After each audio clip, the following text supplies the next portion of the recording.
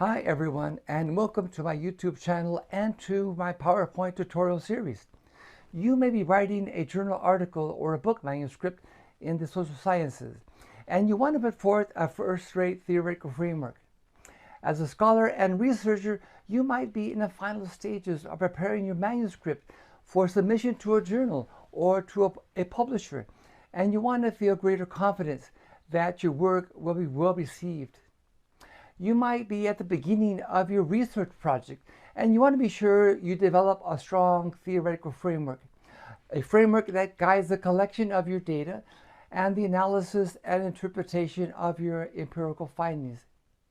Ultimately, you want to write a manuscript that delivers a strong and persuasive argument, one grounded in solid logic, compelling rhetoric, and strong empirical evidence. You may be an early career or a mid-career scholar in the middle of the career. You may be a doctoral student in the middle of your dissertation. I've been in all of these roles in my career, and I know that most scholars struggle with social theory and with the task of crafting their theoretical framework. I also know that getting the assistance you need is very difficult, sometimes very difficult. Behind the scenes, you could be struggling alone. I know that feeling. I've had the privilege of spending much of my career as a researcher and university professor, and I now work as a writing coach and developmental editor, primarily with early career and mid-career scholars. I enjoy helping my clients craft their theoretical framework and to polish the argument they make in their manuscript. I've developed this 5-point tutorial to demystify the process of developing a strong theoretical framework and to discuss how to put theory and theoretical ideas at your service. I'm Ricardo Stanton-Salazar. I'm a sociologist with a specialty in the area of social inequality as it plays out in public education. Attention to the structures of social class, race, and gender have been the center of my published work and teaching. Although my examples in this tutorial come primarily from sociology, what I cover applies to anyone whose work enters the broad world of social science. That includes scholars in education, ethnic studies, gender studies, political science, social work, and related fields. We're about to begin a fascinating journey into the cosmos of the social sciences, where we examine hidden structures, invisible forces, competing interpretations, and the powerful role that theory plays in helping us understand the social world. Now, I need to emphasize, this is not a 5 or 10 minute how-to YouTube video. This tutorial across 5 videos will take a couple hours in total, so it does require a real investment of time. I recommend that you watch it in segments. To help with that, at different points, I'll provide an overview of what lies ahead so you can pace yourself accordingly. This is a class. Call it a lecture. Call it a no-credit course. Call it an investment in your continuing education and training. I recommend watching these PowerPoint videos on your iPad, your laptop, or your TV, mainly because I present a lot of visuals, text, photos, background videos, and AI images. As you watch one of the videos in the series, you can stop at any point and screenshot slides you want to keep. I think it would also help to watch these videos with a colleague and then stopping every now and then to discuss what you saw. This tutorial works well with popcorn, coffee, and cookies, or your evening meal. So with that, let's get started. All right, let me walk you through the 4 major instructional goals of this tutorial. First, I'll show you how to construct a theoretical framework that guides your observation, whether you're conducting fieldwork, interviews, archival research, or analyzing large data sets. Second, we'll examine how to use that theoretical framework to analyze and interpret your data. 3, I'll show you how to craft a theoretical argument that is both valid and convincing. And 4, we'll discuss how to reconstruct that theoretical framework for the reader of your manuscript, and then follow with an introduction of your central argument, the argument that ultimately drives the manuscript forward to the analysis and interpretation of your empirical findings. Throughout this tutorial, I'll be shining a bright light on an entire stream of concepts and terms, and because I don't want to lose anyone along the way, I'll define each of them as clearly and carefully as possible. These include thesis, argument, theoretical argument, preface argument, and production argument, theory, and theoretical framework. Also included are a number of sociological constructs such as social capital and social structure. Also, concepts like epistemology and paradigm, including approaches such as constructivism, critical race theory, and critical transformative approaches. Before we go on, I'd like to share a bit about my own work as a researcher. My scholarship has focused on social networks as a way of understanding how social class, race, and gender shape the development of adolescents as well as high school students. Throughout my years as an academic, I wanted to understand how systems of inequality reproduce themselves across generations. The constructs of social capital, institutional agents, and empowerment agents have been central to my research. I've used these constructs and ideas to examine unequal access to network resources, institutional support, and forms of system knowledge between working class and middle class youth. I'm also the author of Manufacturing Hope and Despair, published by Teachers College Press. More recently, my work has extended or expanded into the higher education with a particular focus of college students of color. And with that, let's continue. Now, let me give you a roadmap of what lies ahead. This tutorial is divided into 5 PowerPoint videos, each addressing different aspects of building a theoretical framework and developing a compelling theoretical argument grounded in empirical findings. Here are some of the topics I'll address over these 5 videos. First, beyond the veil. What motivates the work of the social scientist? 2, the task of interpretation. 3, a formal definition of argument. 4, classes of social theory. 5, constructing your theoretical framework. 6, argument-driven manuscripts. 7, 6 methodological approaches to planning and advancing one's investigation.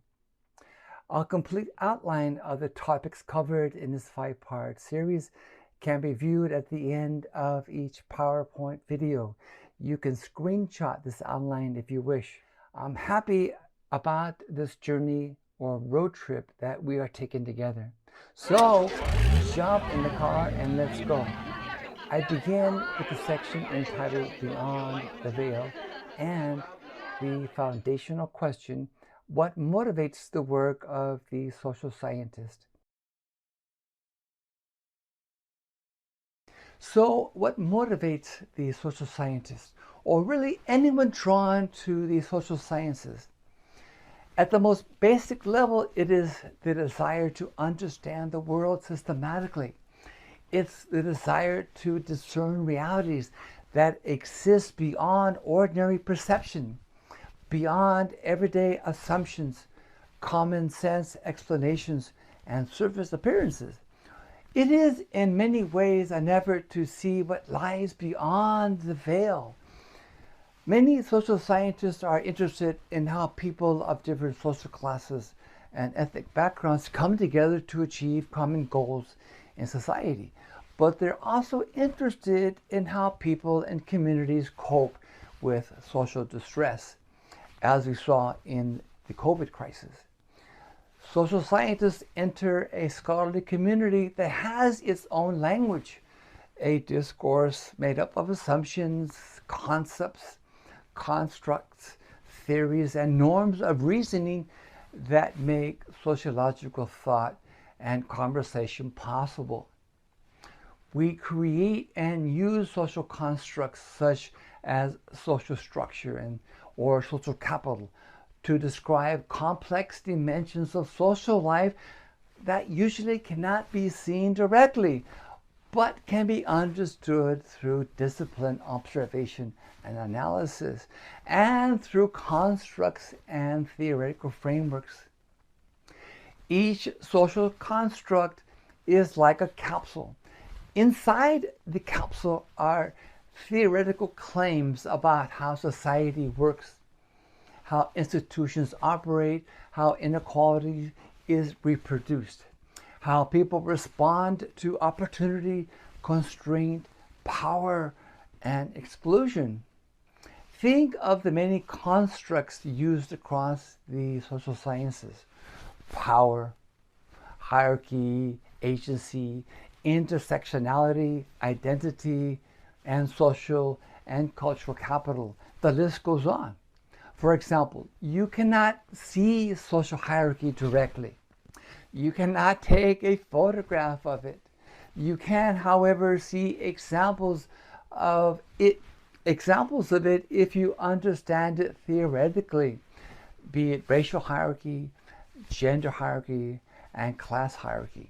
The task of the sociologist and the social scientist more broadly is to use these constructs to explain complex social phenomena, to explain how something happens, how it arises, and to explain why something happens or why it arises. For example, why are social disparities in income, education, and health so persistent and difficult to overcome? What conditions allow social movements to successfully create social change? To pursue these questions, social scientists conduct serious research. We collect data, we analyze data, we search for patterns. But here's the critical point. Empirical findings do not speak for themselves.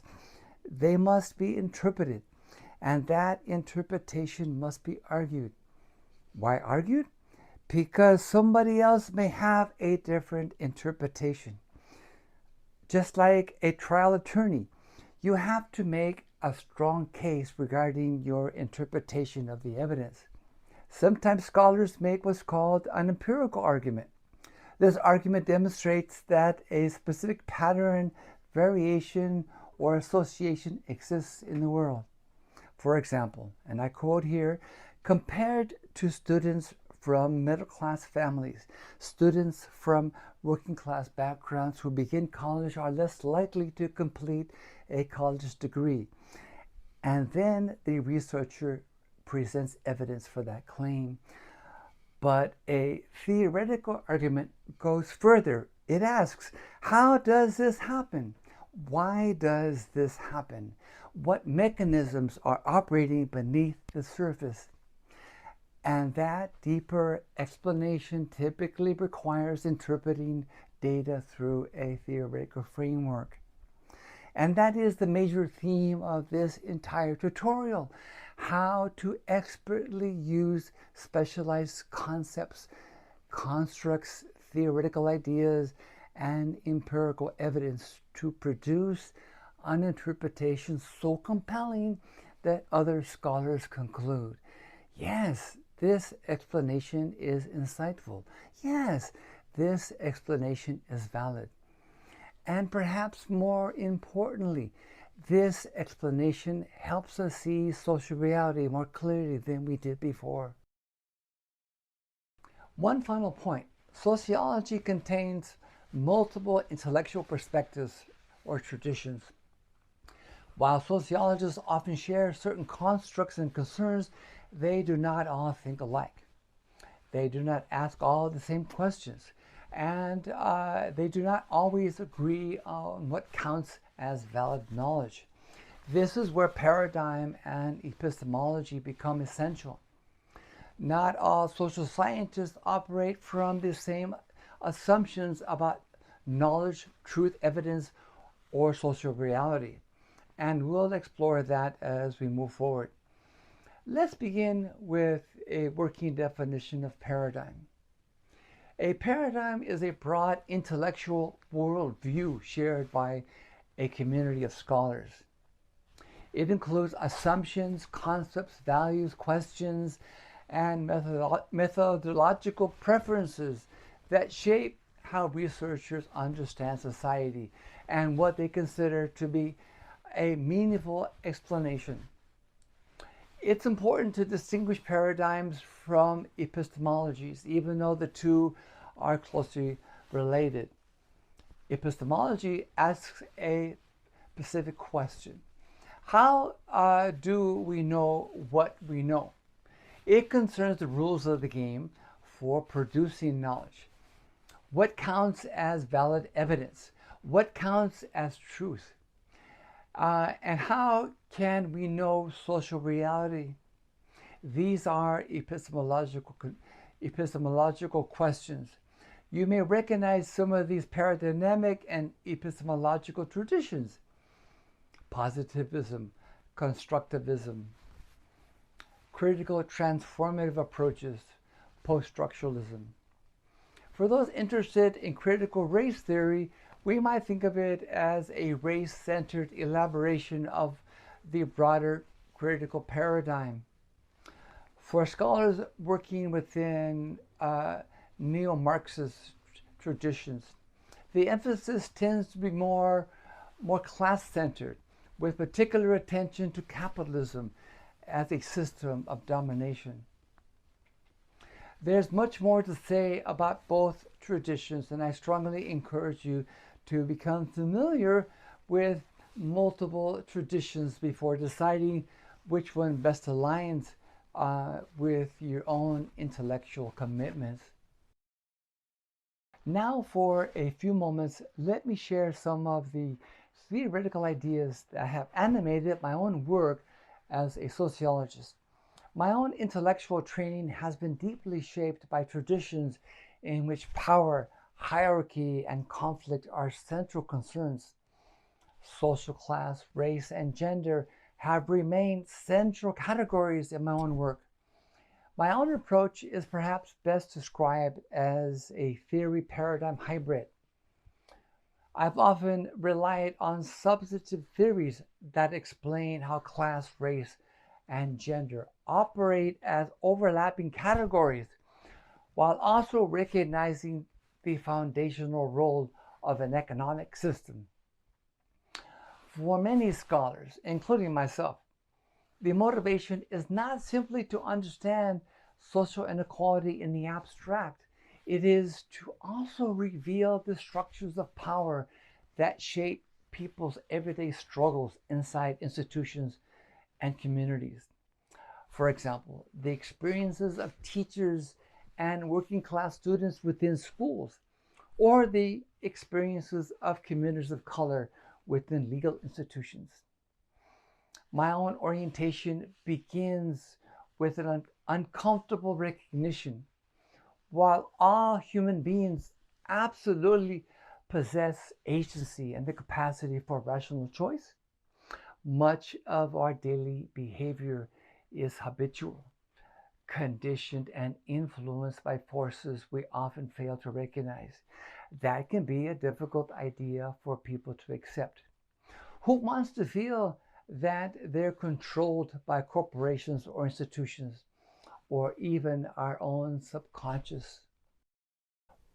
One long-standing tradition in sociology argues that democratic capitalist societies such as ours can be characterized by underlying tensions and contradictory forces. To illustrate this, we can look at our educational system. On the one hand, public schools are expected to promote equality of opportunity, foster critical thinking, prepare citizens for participation, and expand access and mobility. We can call this the democratic dynamic. On the other hand, the school system is shaped by a capitalist imperative. Through segregated schooling, This system reproduces class and racial inequality. Schools serve to preserve the advantages of those sectors of the population that possess greater economic and political power. Children and their schooling are thrust into the middle of this conflict. Working class parents want social mobility for their children, and middle and upper middle class parents want to transfer their privilege to their children. The main argument, however, is that schools are not purely instruments of equality or inequality. Rather, they are sites of conflict and contradiction. The school system, in a sense, serves two masters. And you could say that these two masters are always fighting each other. Sociologists show how this conflict also plays out in workplaces, housing markets, political systems, and legal institutions. An example of this conflict model and how this model plays out in the school system is found in the collaborative work of Martin Carnoy and Henry Levin. This inherent tension across societies and institutions is one reason sociology and the social sciences remain so important. They help us see what is happening beyond the veil, to illuminate what can only be seen through an analytical lens. You might say this is analogous to the field of quantum physics. At the level of quantum physics, the material reality that we experience each day emerges from subatomic interactions, the interplay of atoms and molecules. These can only be seen through high-powered instruments. Now, at the level of microsociology, the social reality we experience each day emerges through everyday interactions, meaning-making, and cultural interpretations.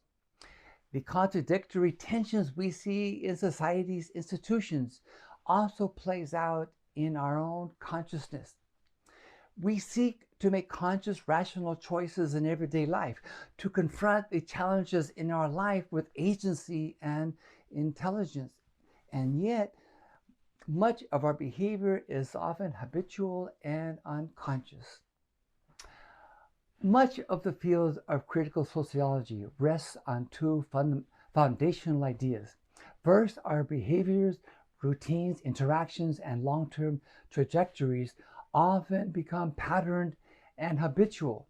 Second, many of these patterns are shaped by larger social structures and invisible forces that operate beyond our immediate awareness. Consider this. Large corporations spend enormous sums trying to shape consumer behavior. For example, during the Super Bowl, companies spend millions of dollars for just 30 seconds of advertising because they know human behavior can be influenced. And the more alcohol TV viewers drink, well, all the easier to influence. Cognitive scientists often argue that much of our mental processing occurs below conscious awareness. Behavioral researchers have also shown that many of our daily actions are habitual. Psychotherapists remind us that stress can trigger reactive behaviors. Psychologists tell us that most of our fears are irrational and below consciousness. And Buddhist teachers often remind us that many people live trapped in regrets about the past, anxiety about the future, rarely present in the moment. Different traditions, similar insight. Human beings are often less conscious than they believe. For me, this raises several sociological questions. What invisible social forces shape our behavior and interactions within institutions? What powerful institutions generate fear in the public sphere, and who benefits from that fear? And what must happen for individuals and communities to see these forces clearly? Develop critical consciousness, exercise agency, and act more freely and effectively in the world? I think so. This brings me to a cultural reference many of you will recognize. In the 1999 movie The Matrix, Neo wants to understand what is really happening beneath the surface of reality. Morpheus offers him the red pill. In a metaphorical sense, he offers Neo sociological insight, the ability to see beyond the veil. Neo wants to attain critical consciousness. He wants genuine agency. He wants to understand the forces shaping his world. Sociologists often use the concept of social structure to explain these individual forces. Social structure can be understood as enduring norms, institutional arrangements, hidden assumptions, rules, ideologies, and patterns of power, some visible and some deeply hidden. These structures can appear in public policy. They can appear in school curricula, media systems, bureaucracies, workplace norms, and cultural narratives. And when these structures become deeply internalized and uncritically accepted, they can distort people's understanding of reality itself. In some moments, people assume they're making conscious, rational choices when they're not. At other moments, people may have some sense that they're being constrained and gaslighted, and they can feel powerless over their own destinies. One way sociologists make sense of social structure is through the concept of hierarchy. Some hierarchies may be functional or broadly accepted, others are deeply oppressive. Hierarchies based on race, gender, patriarchy, and class usually are oriented toward reproducing and maintaining social inequality across generations. Scholars who focus on these dynamics operate within paradigms that place conflict, power, and social inequality at the center of their analysis. And they often rely on theories that help explain how inequality is maintained and how it is challenged through social movements. In terms of the wide spectrum that is the sociological enterprise, it's critical that we also understand the powerful role that social movements have played in society. Whether we look at different labor movements in our history, or the civil rights movement of the 60s, or the various feminist movements of the 20th century, people repeatedly come together to force institutional and societal change. And within every movement arises not only the language of moral outrage, but also of agency, of hope, and possibility. Those who study social movements also understand the necessity of social theory, historical data, and the construction of a theoretical framework to guide their research. Now we arrive at something absolutely central to sociology, and frankly, one of the reasons that the social sciences are so fascinating and so important: the relationship between the micro and the macro. Sociologists are constantly asking, how do everyday experiences connect to larger social structures? Whatever patterns we observe at the local level, could be the kitchen, neighborhoods, workplaces, classrooms, courtrooms, police stations, if those patterns are reoccurring across similar contexts and populations, then we may be looking at something larger than an isolated event. We may be observing social structure at work. In other words, what appears personal may actually be systemic. What appears local may actually reflect broader institutional patterns. The sociologist gathers evidence in a particular study site and may conclude that Y factor is being produced by X factor. But then comes the deeper theoretical move. The researcher asks, is what I'm observing here part of a larger structural pattern? In the same process, is the same process unfolding elsewhere under similar social conditions? For example, was the fatal violence suffered by George Floyd an isolated occurrence, a horrific act by a rogue cop, a so-called bad apple, or was it an instance of social structure at the street level? Meaning, was it a reflection of a systemic feature of police department across the country and a long history of racial violence against black men? Another example, imagine working class students that attend one public school in Los Angeles, while middle class students attend another school only 5 miles away. One school is dramatically underfunded. The other school is well resourced. Now imagine we observe a similar pattern in Baltimore, in Chicago, in Houston, and dozens of other cities. At that point, we are no longer simply describing isolated school differences. We are likely observing structural inequality. In other words, social structure. And then we turn to social theory to explain how these local observations connect to broader macro level forces. Here's another example.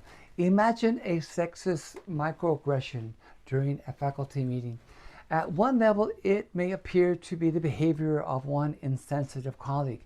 We might even say the guy is a sexist jerk. But on another level, broader structures of patriarchy may be operating beneath that interaction. This sexism could be something that permeates higher education. And if the recipient of that aggression is non-tenured, then institutional hierarchy and large-scale vulnerability may also be shaping that moment.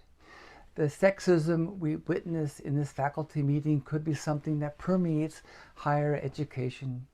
But to make that argument responsibly, theory alone is not enough. You need evidence.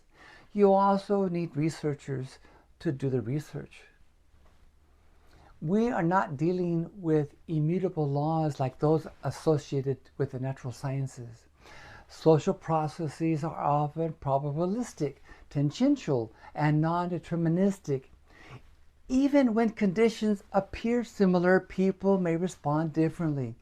Human beings can resist norms. They can reinterpret situations. They can act unpredictably. This is why the concept of agency remains so important in the social sciences. Neo in the Matrix did not want to be controlled by the system. Neither do most human beings. We've reached the end of part 1. Please meet me in part 2 of this video series to continue.